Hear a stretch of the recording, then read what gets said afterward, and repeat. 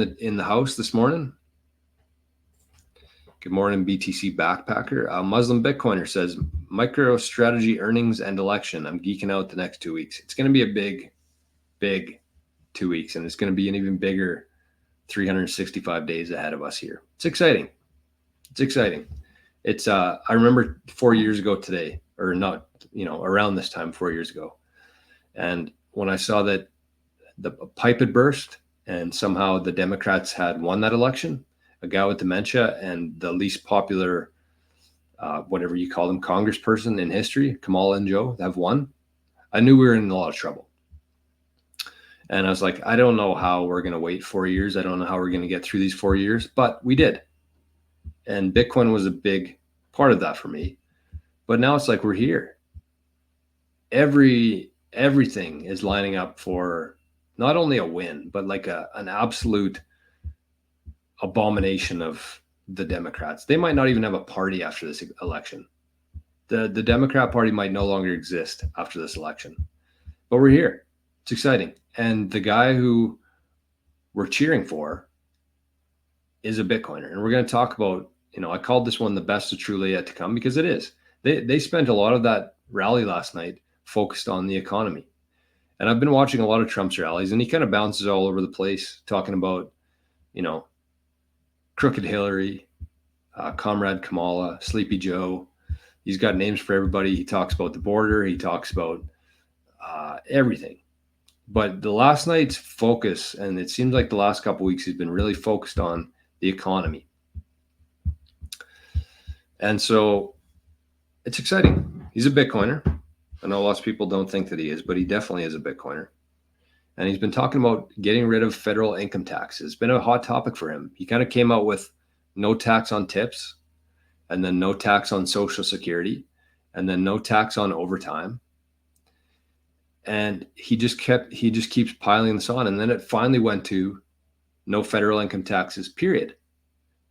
And they've been talking about, everybody on his team, everybody in support of Trump, everybody at his rallies have been talking about how it was before income taxes were, and how America, that was the greatest time of abundance in their history. It was before they had income taxes in the 1880s and 1890s, I think.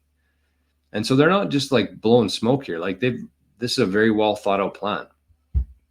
And the one thing, just on this note, I know we're kind of bouncing over the place here, but the one thing I did see on the weekend, and I'm going to play the clip of it after in the second part of the show here in about 5 minutes, but it was RFK.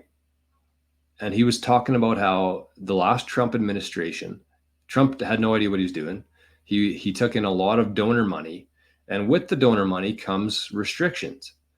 So people have been questioning the people that he had on his team for the first term for forever now. But I didn't even put the two together.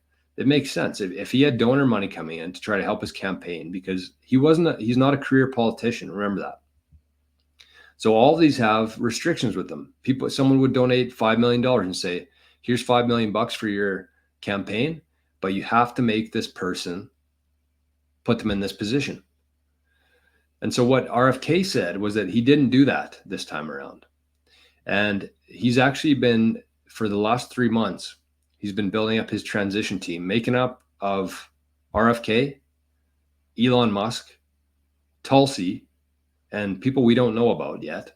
But they've been building this transition team for the last 3 months, privately funded. Keep that in mind, because that's very important. Privately funded. That means that whoever Trump and the team want to put in there, they have the ability to do that. Nobody's sending in money from corporations, from the big corps, and saying you have to put this person in to get our money. All privately funded. On that note, one thing that really surprised me, here, let me bring it up. One thing that really surprised me last night, I couldn't believe this, was Walmart. They showed a chart of Trump's donors. See if I can find it here. Maybe I forget where I shared it.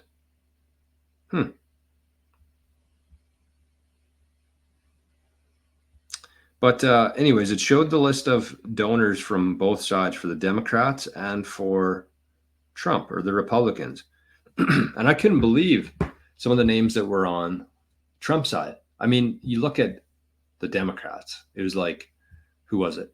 Microsoft, Apple, Google was the biggest one, like way above and beyond anything that Trump received. But Walmart was number 2 for Trump. I think it was American Airlines, and then Walmart was their second biggest donor to Trump. And I've kind of just been, for the last couple of years, ever since the pandemic, I've always just kind of been assuming that Walmart was the bad guys. But that was interesting to me. So needless to say, I'm going to be doing a little bit more support of Walmart. And I've always liked Walmart because the prices are so cheap. You go to Walmart and then you go to somewhere else and it's about half the price of Walmart. So anyways, Walmart is back. This is my official endorsement of Walmart. Cheers to Walmart. Trump said he's 56 days without a break. Could you imagine? Could you imagine?